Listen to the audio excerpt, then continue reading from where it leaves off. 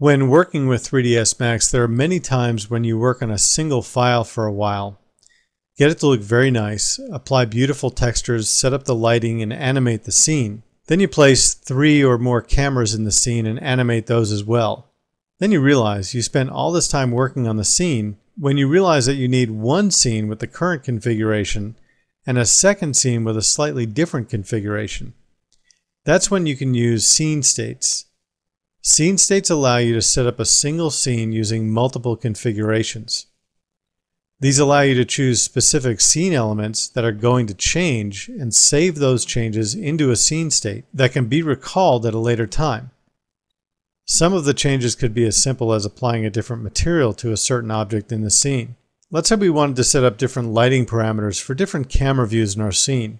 We can first set up our scene as a daylit interior, which means that we would have a daylight system that's lighting our scene, maybe an active sky portal, and our exposure control would be adjusted for an interior daylit scene. These parameters can all get saved into one scene state. Then let's imagine that we want to render this scene as a night scene lit by interior lights but through a different camera. We can reset our lighting configuration and change our exposure control for an interior night scene.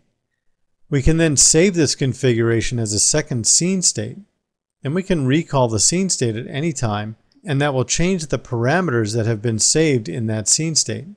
This allows us to change a scene from day to night without having to save two separate files.